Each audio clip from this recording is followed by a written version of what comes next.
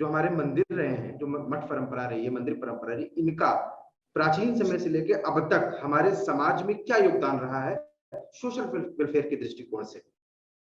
देखिए, मंदिर हमारे लिए मंदिर केवल ऐसी जगह कभी नहीं थी कि आप सिर्फ भगवान के लिए दर्शन के लिए जाते हो और 5 मिनट में वहां से उठ के बाहर आते हो। मंदिर वॉज ऑलवेज एन इंस्टीट्यूशन, एक संस्था थी मंदिर। तो एक ऐसी संस्था की उसके आसपास के पूरे गांव का जो सोशो रिलीजियस लाइफ है, उनका सामाजिक जीवन और धार्मिक जीवन, दोनों वो मंदिर के इर्द गिर्द फिरता था। मंदिर पूरे गांव का न्यूक्लियस होता था। और ये हर जगह पे, मतलब भारत के आप किसी भी कोने में जाइए, और आज भी आप भारत के किसी भी छोटे से गांव में जाइए, गांव कस्बे में जाइए, तो आपको दिखेगा कि छोटे गांव का जो सोशो रिलीजियस लाइफ है, वो अभी भी कुछ हद तक मंदिर के इर्द गिर्द ही फिरता है। जब मंदिर में कोई फेस्टिवल होता है तो सारे गांव के लोग आ जाते हैं वहां पे। शाम को जब पूरा घर का काम करके जब जब लोग इकट्ठा होते हैं, तो मंदिर के सामने बरगद का पेड़ होता है, उसके नीचे आके वो बातें करते हैं, वो एक दूसरे से जुड़ जाते हैं। मंदिर में लोग दान देते हैं। मंदिर में अक्सर, मंदिर के पास और मंदिर की जगह में पाठशालाएं होती हैं, आज भी होती हैं गांव में। क्योंकि मंदिर हमेशा से ही शिक्षा का केंद्र था, मनोरंजन का केंद्र था, समाज सेवा का केंद्र था। आज भी गांव में अगर कुछ आवर्षण आ जाए या कुछ अकाल पड़ जाए, तो गांव के सारे जानवरों को चारा छावनी बोलते हैं मराठी में, विच यूजुअली मीन्स दैट जानवरों, सारे गांव के जानवरों को इकट्ठा लाके सरकार चारा देती है जब अकाल पड़ता है। तो ये जो चारा छावनी होती है, वो 10 में से 9 इंसिडेंट में आज भी मंदिर के ही जगह में लगती है। क्यों लगती है? क्योंकि मंदिर हमेशा से ही समाज सेवा के केंद्र थे, हमेशा से ही गांव के सामाजिक और धार्मिक उन्नयन के केंद्र थे। किसी को अगर गांव में दो लोगों के बीच में कभी झगड़ा भी होता था, तो यूजुअली जो पंचायत बैठती थी उसको रिजॉल्व करने के लिए, उनमें उस गांव के बुजुर्ग लोग तो हुआ ही करते थे, लेकिन गांव के मंदिर का पुजारी भी हुआ करता था, और उसको जो बोलना था वो बड़ी गंभीरता से लिया जाता था, क्योंकि उसको लोग वो सम्मान देते थे, उसको लोग वो रिस्पेक्ट देते थे।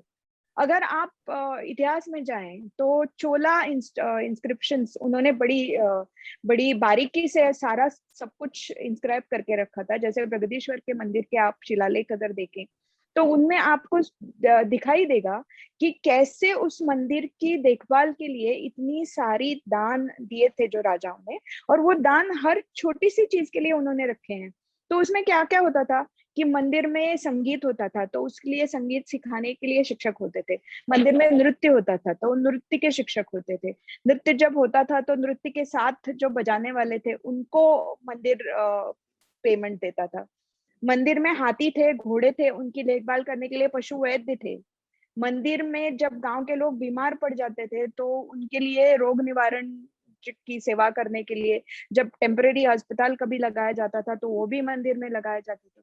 तो ऐसा क्या था कि मंदिर कभी करते नहीं थे? और ऐसा नहीं है कि इतिहास की बात है, अभी भी आप अगर गांव में जाएं, छोटे गांव में जाएं भारत के, तो आपको अभी भी गांव की रचना भी वैसी होती थी कि गांव के बीचों बीच सबसे बड़ा स्ट्रक्चर होता था, वो मंदिर होता था, और उसके इर्द गिर्द लोगों के घर होते थे, और वो भी कॉन्सेंट्रिक सर्कल्स में होते थे टिपिकली। तो मंदिर की जब घंटी बजती थी तो उसके हिसाब से पूरे गांव का जो जो दैनंदिन जो जो भी होता है उनका डेली रूटीन, वो मंदिर के घंटी के हिसाब से वो होता था। तो मंदिर सबका केंद्र था, और आज भी है, ऐसा नहीं है कि आज नहीं है। तो ये अगर कोई कह दे कि मंदिर आजकल कुछ करते नहीं है, मंदिर बहुत सारी संपत्ति के ऊपर बैठे हैं, तो ये सरासर झूठ है। क्योंकि ऐसे कई मंदिर हैं इस देश में जिनमें आज, सच बात है, रोज से मुझे दुख होता है, एक हिंदू मेजोरिटी कंट्री में आज भी ऐसे छोटे छोटे मंदिर है, पुराने मंदिर, आज के नए बनाए हुए मंदिर भी नहीं है। जैसे तमिलनाडु में जाएं तो कुछ कुछ बड़े मंदिरों में लोग आते हैं, लेकिन हर गांव में चोला राजाओं ने बनाया हुआ एक छोटा सा मंदिर होगा, जिसकी परिस्थिति आज इतनी विकट है कि पुजारी को, भगवान को भोग चढ़ाने के लिए भी उसके पास पैसे नहीं है। ये फैक्ट है। तो ये जो बोल रहे हैं कि मंदिर में बहुत पैसा आता है और मंदिर बहुत पैसा देते नहीं है, ये किन मंदिरों की बात करें? ये 4 मंदिरों की बात करें, एक तिरुपति की बात करें, एक वैष्णो देवी की बात कर रहे हैं, एक शिरडी में साईं बाबा के मंदिर की बात करें, या फिर पंढरपुर में विठोबा के मंदिर की बात करें। और ये सारे मंदिर किसके कंट्रोल में है? ये तो सरकार के ही कंट्रोल में है ना, जी, जहाँ बिल्कुल। की तमिलनाडु के तमिलनाडु सरकार की कंट्रोल में है, महाराष्ट्र के महाराष्ट्र की सरकार की कंट्रोल में है, कोणार्क का पुरी का मंदिर ओडिशा सरकार की कंट्रोल में है, वैष्णो देवी जम्मू कश्मीर एडमिनिस्ट्रेशन की कंट्रोल में है। तो पैसे वाले जो मंदिर हैं उनमें तो सरकार ने ऑलरेडी कब्जा कर लिया है। तो इन लोगों का क्या करना है वो डिसाइड तो सरकार ही करती है। और हमेशा से ही ऐसा होता है कि सरकार को किसी ऑफिस बनाने के लिए जमीन चाहिए तो मंदिर की जमीन ले लो, सरकार को स्कूल बनाने के लिए जमीन चाहिए तो मंदिर की जमीन ले लो। ऐसे कितने सारे मंदिर की जमीनें हैं जिसपे सरकार ने कब्जा करके उस पे सरकारी प्रोजेक्ट किए हुए हैं। अभी तिरुनेलवेली में एक बड़ा स्कैंडल हुआ था कि कलेक्ट्रेट को जमीन चाहिए थी, तो सरकार जमीन खरीद भी सकती है लेकिन खरीदना नहीं है। मंदिर की जमीन तो सबकी है, किसी चर्च के 1 स्क्वायर फुट की जमीन को भी हाथ लगाने की किसी की हिम्मत नहीं है, लेकिन मंदिर की जमीन हड़प के वहां पे सरकार बिल्डिंग्स बना सकती है। एक प्रपोजल था तमिलनाडु सरकार का, फिर उसके बाद लोगों ने कोर्ट में ही जाके सब झगड़ा करके फिर वो डिसीजन वापस करवाया। लेकिन पॉइंट ये नहीं है, पॉइंट ये है कि सरकार ये बोल सकती है, और सरकार हिंदू मंदिर कंट्रोल करती है, सिर्फ हिंदू मंदिर कंट्रोल कर सकती है। और इसलिए मंदिरों में, श्रीमंत मंदिरों में, अमीर मंदिरों में जो भी पैसा जाता है वो तो सरकार का होता है, और बाकी के जो मंदिर हैं जहाँ पे कोई नहीं जाता है उनको तो दिया लगाने तक के पैसे नहीं है पुजारियों के पास में। ये फैक्ट है। जी। तो किस हिसाब से ये लोग बोलते हैं कि मंदिर सेवा नहीं देते? ये लोग जो कभी मंदिर जाते ही नहीं, इन लोगों ने कभी मंदिर में एक पैसा भी नहीं दिया, उनको क्या हक होता है बोलने का कि मंदिरों को ये करना चाहिए, मंदिरों को जो वो करना चाहिए? मंदिरों को जो करना चाहिए वो हम देख लेंगे। वो ऑर्डिनरी डिवाउट हिंदू जो मंदिर जाता है, जो मंदिर में पैसा चढ़ाता है, वो तय करेगा कि मंदिर क्या करेगा क्या नहीं करेगा। अगर मैं मंदिर में जाके 100 रुपए डालती हूँ तो वो 100 रुपए का मंदिर क्या करेगा वो डिटरमाइन करने का हक सिर्फ मेरा है, सरकार का नहीं है, या इन लोगों का भी नहीं है। ये किसी ना किसी को कभी ना कभी तो बताना पड़ेगा। जी।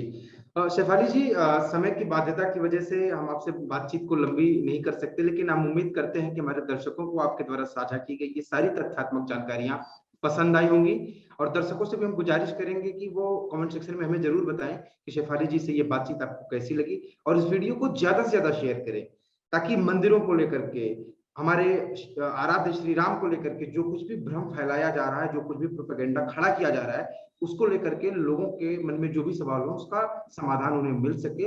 और हम आपसे भी एक वादा चाहेंगे कि आप हमारे दर्शकों से वादा करिए कि जब भी कभी ऐसी कोई मुद्दे की बात होगी तो आप जरूर आएंगी, हम आपको जरूर आमंत्रित करेंगे। तो बहुत बहुत शुक्रिया आपका। धन्यवाद, बहुत बहुत शुक्रिया आपका मुझे बुलाने के लिए। Namaste. Please remember to subscribe to us and switch on the notifications for this channel. For our other social media links, more content, and to support our work, please visit citti.net. Dhanyavad. Namaskar.